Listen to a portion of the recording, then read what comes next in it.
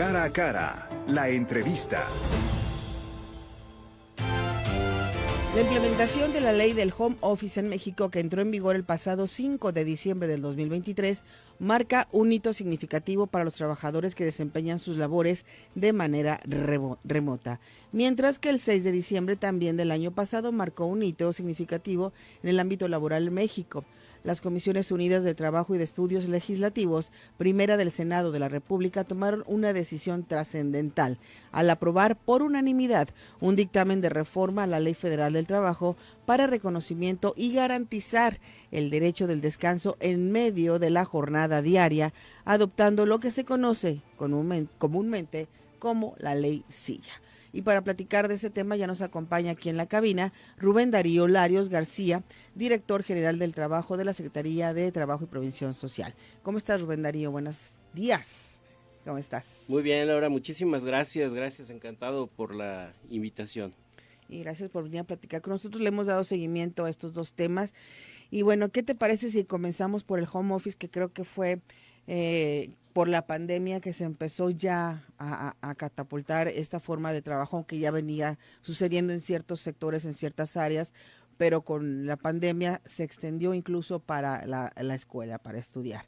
Platícanos de qué se trata la ley home office. Así es. Bueno, pues esta ley home office, como bien apuntas, Laura, surge a partir de la pandemia que evitó que mucha gente pudiera acudir a sus centros de trabajo y sobre todo si eran concurridos, de tal manera pues que nos obligó a evolucionar, ¿no? Nos obligó a encontrar nuevos esquemas para poder seguir produciendo, sobre todo en áreas donde pues no podía detenerse el consumo para la propia sobrevivencia humana, ¿no? Uh-huh. Y aquí lo importante es pues que reflexionar que incluso por algunos meses nos vimos rebasados en temas legislativos, de ahí que surgió la necesidad de esa reforma del año pasado que entró en vigor en diciembre a la Ley Federal del Trabajo y que redunda en un capítulo que regula este tipo de forma de trabajo que es el home office.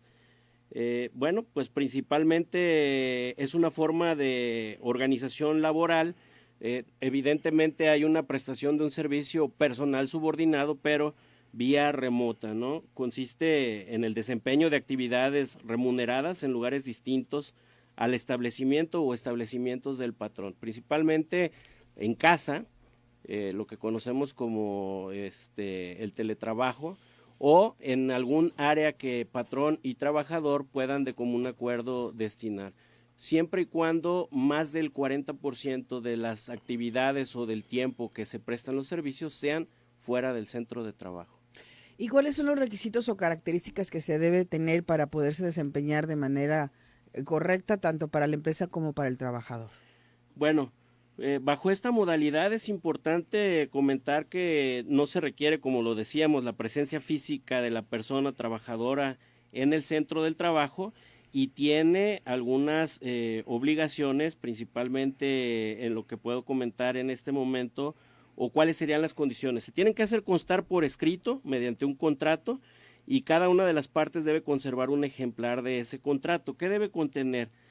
Obviamente, como cualquier contrato, el nombre de las partes, la nacionalidad, sexo y domicilio de ambas partes, la naturaleza o características del trabajo que se va a prestar vía remota, el monto del salario, fecha y lugar y monto de pago, el equipo de insumos de trabajo, que incluye lo relacionado con las obligaciones de seguridad y salud que se entregan a la persona trabajadora bajo la modalidad del teletrabajo. Se debe describir de manera muy clara el monto que el patrón va a pagar a la persona trabajadora bajo esta modalidad por concepto de pago de servicios en el domicilio relacionados con el teletrabajo, que esto ha generado pues muchas dudas, ¿no? En qué proporción y demás. Los mecanismos de contacto y supervisión entre las partes, así como la duración y distribución de horarios, siempre que no excedan obviamente de los máximos legales.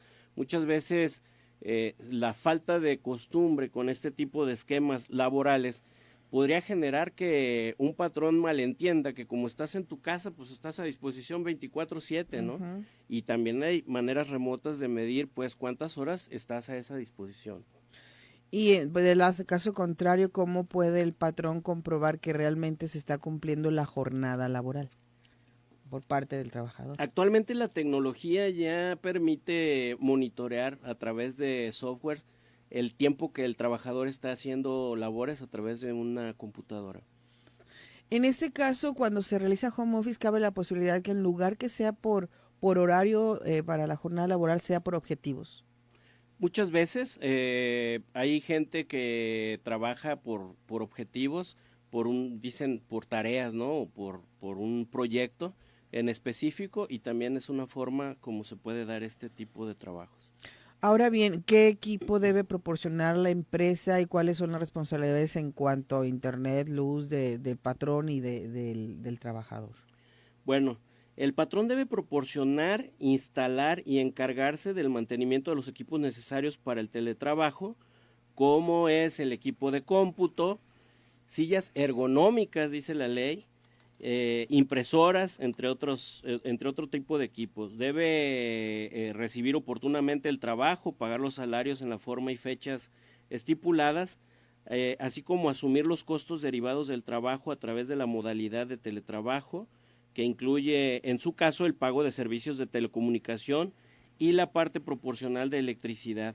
Asimismo, otra de las obligaciones que tiene el patrón es llevar un registro de los insumos entregados a las personas trabajadoras bajo esta modalidad, en cumplimiento a las disposiciones en materia de seguridad y salud en el trabajo establecidas por la propia Secretaría del Trabajo y Previsión Social, que van desde tener un área bien iluminada, ventilada, que no ponga en riesgos pues la salud principalmente del trabajador que presta sus servicios bajo este esquema. Y ante todo, respetar el derecho de desconexión por el tema que hablábamos de los horarios de las personas trabajadoras en esta modalidad del teletrabajo al término de la jornada laboral.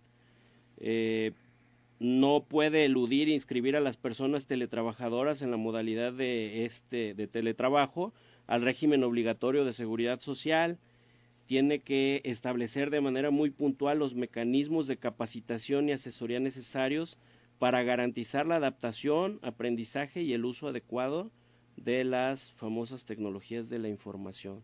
Entonces, bueno, pues el hecho de que no esté presencialmente un trabajador en el centro de trabajo como tal no implica que el patrón pueda eludir ciertas obligaciones que son inherentes a cualquier trabajo que se haga bajo la modalidad presencial. Inclusive temas de derechos sindicales, de comunicación con sus organizaciones obreras, etcétera.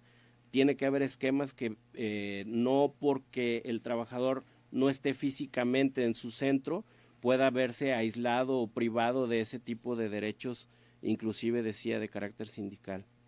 Perfecto, tenemos que hacer una pausa, regresamos, esto es cara a cara. Te recuerdo que estamos platicando con Rubén Darío Larios García, director general del trabajo en la Secretaría de Trabajo y Previsión Social. Hacemos la pausa, volvemos. Estamos de regreso platicando con Rubén Darío Larios García, director general del trabajo de la Secretaría de Trabajo y Previsión Social, sobre el tema de la ley Home Office y la ley Silla. Platicamos algo muy interesante durante la pausa, Rubén, que es la diversificación que hay y que sobre todo la gente joven que está muy familiarizada con este tipo de trabajo puede tener uno o más trabajos para desarrollar. Sobre todo lo que conocemos mucho como community manager, muchas personas pueden llevar varias cuentas a la vez, pero a lo mejor solamente una empresa es la responsable o la que le está pagando. ¿Ahí cómo se maneja todo esto? Sí, te decía Laura que, bueno, de repente los hechos del día a día, de la vida cotidiana, rebasan a las legislaciones y evidentemente todavía hay mucho que legislar en este sentido. En la práctica nos ha tocado tener reuniones con grupos de empresarios donde, bueno, primero, si me permites la expresión, la queja es que no hay talentos que quieran hacer trabajo presencial ya en los negocios. Se acostumbraron a hacer de teletrabajo, pero parte de las inquietudes que tienen es eso. Yo te proveo de equipo, te proveo de software, te comparto tecnología y te capacito, y ¿quién me garantiza que no estás utilizando lo que yo te estoy capacitando y dotando para que lo utilices para trabajar también para mi competencia, ¿no? Y ese tipo de cosas son las que tenemos que ser muy puntuales, y los legisladores puedes vigilar o generar mecanismos por los cuales se pueda vigilar que no haya una competencia desleal. ¿Cuáles son las principales áreas de trabajo para el home office? Básicamente es soporte técnico, principalmente todo lo que tiene que ver con tecnología, con programación. Actualmente las empresas, digo, tenemos, no podemos decir marcas, pero tenemos empresas muy conocidas aquí en Jalisco, nos conocen como el Silicon Valley de México, ¿no? Porque como sabemos muchas empresas han venido en temas de tecnología a invertir en nuestro estado, y lo principal es soporte técnico y programación. Por ejemplo, los gamers, que hay, ya hasta eso con eso se trabaja, Sí. que contratan a personas para estar probando juegos. ¿También eso ya entra dentro de la ley home office o esto cómo se maneja? Sí, de ¿También? hecho es un trabajo tal cual y que deja muy buenos dividendos a estos chavos, ¿eh? Es otro tema también, que ya muchos de los jóvenes no les interesa estudiar las carreras tradicionales porque se dan cuenta que además en algo que les gusta les da muy buenos dividendos. Ahora, hay chavos de 18 años que pueden ganar 70, 80 mil pesos con este tipo de trabajos, y que a lo mejor en este momento y a esa edad no piensan tanto en un retiro, no piensan tanto, no les preocupa tanto el si la empresa les brinda seguridad social, porque ellos piensan que están en su casa y que se están divirtiendo y que les pagan muy bien y que nada más les llega a su cuenta o a su tarjeta 80 mil pesos mensuales, ¿no? Entonces, ahí sí es una labor muy importante de concientizar a estos chavos, pues de que la vida se nos va muy rápido y de que sí tienen que pensar en un futuro, en un retiro, y ver que sean empresas serias, porque se está dando también por este tipo de fenómenos sociales, la piratería entre empresas, porque por unos cuantos pesos más, esos chavos que ya adquirieron ciertos conocimientos, como te decía, pues luego se van con el de enfrente porque les paga más y no necesariamente se ve reflejado en prestaciones o en seguridad social para ellos. Entonces, ese es otro tema también. Hace un momento hablabas de las condiciones del equipo que se le da y hablabas de las sillas ergonómicas Sí, o que el equipo sea ergonómico. Háblanos de esto, ¿qué significa que sean ergonómicos? ¿Qué es la ergonomía? muy bien. Bueno, pues esto tiene que ver ya también con la ley silla que está para discutirse y que muy probablemente en este año se apruebe ya en la ley propiamente, pero implica el hecho de que habla de que los asientos que tenga el trabajador tengan la posibilidad de que pueda cambiar de postura, de que tenga eh, la posibilidad de no estarse resbalando o a tener algún accidente, caerse, que tenga una buena circulación, que se adapte a su corpulencia, o sea, lo suficientemente, si me permite la expresión, macizo para sostener la columna en una posición adecuada para estar ciertas horas en esa posición. Básicamente es a lo que se refiere el tema de la ergonomía. Una silla de oficina debe proporcionar al cuerpo un apoyo estable, como te decía, permitiendo al trabajador adoptar esa postura cómoda durante el periodo de tiempo que necesite estar ahí prestando esos servicios. Y es imprescindible que, como te decía, se puedan adoptar posturas adecuadas y realizar cambios de postura, pues acorde a las necesidades de quien está prestando el servicio. Debe haber apoyo suficiente para la columna vertebral y en especial para la zona lumbar, dice pues los que saben este tipo de temas. Y bueno, esto lo podemos ver también volviendo al tema de los gamers, que hay sillas especiales para que ellos duren mucho tiempo jugando, Horas. totalmente adaptadas y ergonómicas, ¿no? Es correcto, así es. No debe generar una compresión en ningún punto que impida la circulación sanguínea de manera adecuada para que esto después no se vea reflejado en otro tipo de problemas, inclusive de salud a otros órganos del cuerpo, ¿no? Por temas de falta de circulación. Muy bien, vamos a hacer una pausa para regresar a platicar ahora sí también de la ley silla, en qué consiste. Ahorita hablamos de la silla como un instrumento que un empresario o una empresa tiene que proporcionar a quien realiza home office. Este es el equipo que se le tiene que dar una silla cómoda para que pueda realizar sus labores como si estuviera en la oficina, porque definitivamente trabajar en casa pues no es la misma comodidad si lo hacemos en la sala, en el comedor, incluso mucha gente puede hacerlo hasta la cama, pero no es lo mejor, no es lo más recomendable, Así es. porque son muchas horas de trabajo. Y al regreso vamos a platicar sobre la ley silla que estaba enfocada a las personas que hacen su jornada laboral de pie, que prácticamente las 7, 8 horas que les corresponde trabajar están de pie. Entonces, vamos a la pausa, regresamos. Te recuerdo que estamos platicando con Rubén Darío Larios García, director general del trabajo en la Secretaría de Trabajo y Previsión Social.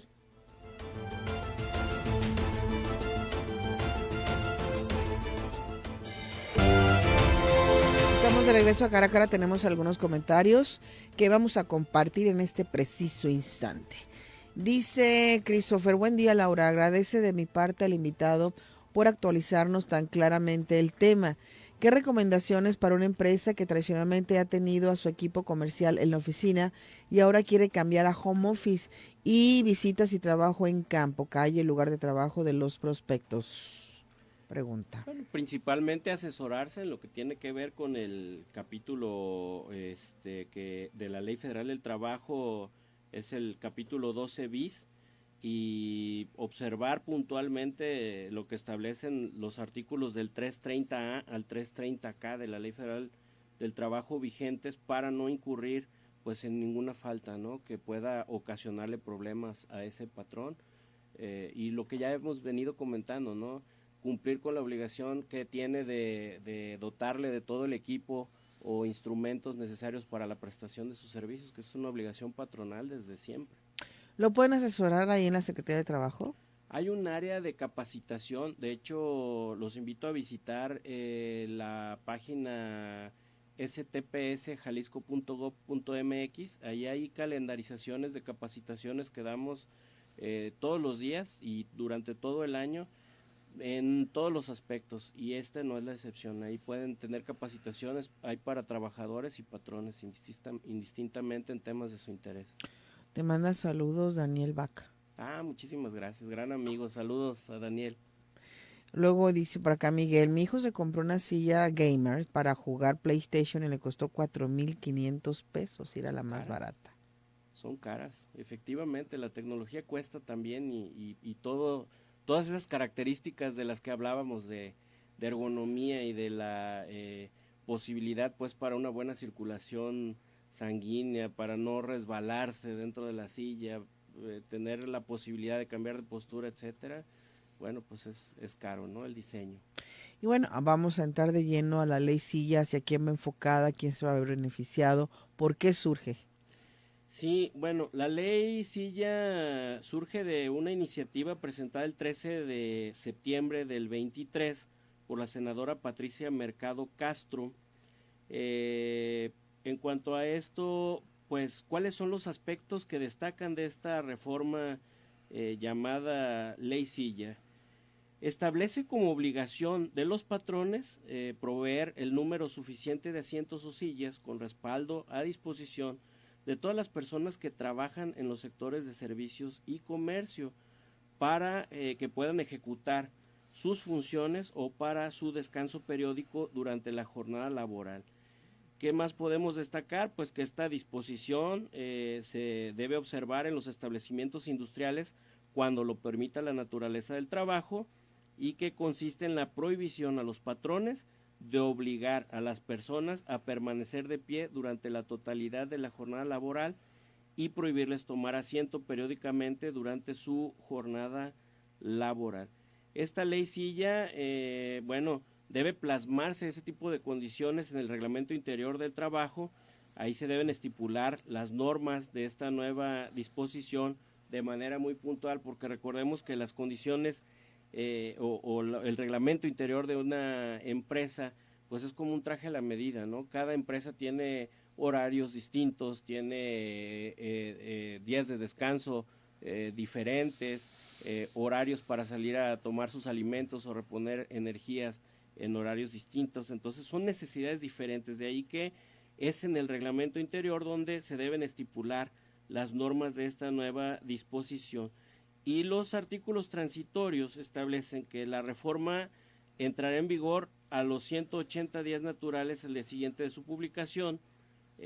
Mandata a la Secretaría del Trabajo y Previsión Social a emitir también ya las normas de factores de riesgo de trabajo en un plazo no mayor de 30 días naturales posteriores a su entrada en vigor, y finalmente a las empresas a adecuar su normativa interna en un plazo de 180 días contados a partir de la entrada en vigor.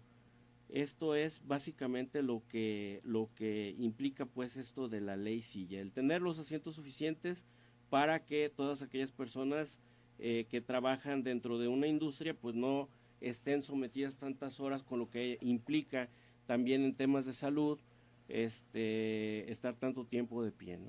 ¿Cómo se va a regular, cómo se va a vigilar que realmente se cumpla con esta ley en los lugares donde la gente trabaja sobre la mayor parte del tiempo de pie? Porque son muchísimas. A lo mejor no nos habíamos dado cuenta hasta ahora que salió esta iniciativa de la ley Silla, que nos damos cuenta que es mucha la gente que trabaja de pie en gasolinerías, bueno, ahí sí se llegan a sentar, en centros de tiendas de conveniencia, en restaurantes, son muchísimas partes que los tienen los guardias de seguridad. ¿Cómo se va a regular? ¿Cómo se van realmente a establecer que tengan este descanso? ¿Cuál va a ser la vigilancia? Okay. La Secretaría del Trabajo y Previsión Social cuenta con un área de inspección y vigilancia, y es a través de los inspectores con quienes hacen visitas a las empresas. En este caso, pues se revisaría precisamente que cuenten con su reglamento interior de trabajo, y ahí esté plasmado cómo está regulado el tema que tiene que ver con el cumplimiento de la ley Silla. Pero además se hacen visitas aleatorias a las empresas y se entrevista a los trabajadores para saber cuál es su sentir y si realmente se está cumpliendo, pensando en que sí esté plasmado y ya adecuado su reglamento interior de trabajo en la empresa, pues que realmente eso se vea materializado en el día a día con los trabajadores y se esté respetando. ¿Cómo es decir, una persona trabaja 7 horas corridas, ¿cuánto tiempo tiene derecho a estar sentado a descansar? Bueno, de entrada la ley habla de que todo trabajador tiene derecho por lo menos un periodo dentro de esa jornada de 8 horas, de 30 minutos o media hora para descansar, reponer energías y tomar sus alimentos, ¿no? Pero habría que ver ya una vez que sea publicada la norma oficial que va a regular de manera más puntual esta reforma llamada Ley Silla, pues qué se va a establecer para esos casos en específico, ¿no? Si los periodos van a ser más cortos y de mayor tiempo para poder estar tomando descansos durante la jornada laboral. Muy bien. ¿Algo más que quieras agregar sobre estos dos temas de la home office y la ley Silla? Bueno, pues que realmente la reflexión en el sentido de que acorde a los tratados de libre comercio con nuestros vecinos países del norte de Estados Unidos y Canadá, México se está sensibilizando mucho viendo al trabajador como el centro de la sociedad y como el principal núcleo social, ¿no? Respetando cada vez más sus derechos humanos y laborales. Nosotros estamos muy contentos, el secretario Marco Valerio lo ha dicho en diferentes ocasiones, de que en Jalisco hay buenos empresarios, hay un buen clima laboral gracias a esa concientización que ha habido de los empresarios en ver a sus trabajadores como el centro principal de su fuente de riqueza. ¿Dónde están ubicados y la gente qué tipo de atención puede recibir las personas que acudan a la Secretaría? Nosotros estamos ubicados en Calzada de las Palmas número 96, es Colonia La Aurora, aquí en Guadalajara, Jalisco, y cualquier inquietud, duda o pues asesoría que requieran y que esté en nuestras manos darles, la pueden hacer comunicándose a los teléfonos 30 30 10 00 en las extensiones 26 708 o ya en su caso, de ahí los derivaremos de acuerdo al caso que requieran pues al área correspondiente. ¿Hay que hacer cita o solamente es llegar? De preferencia hay que hacer cita para poderles dar un mejor servicio. Muy bien. Muchísimas gracias, Rubén. Encantado y muchas gracias por la invitación. Al contrario, Rubén Darío Larios García, director general del Trabajo de la Secretaría de Trabajo y Previsión Social. Nosotros hacemos una pausa, regresamos, esto es Cara a Cara.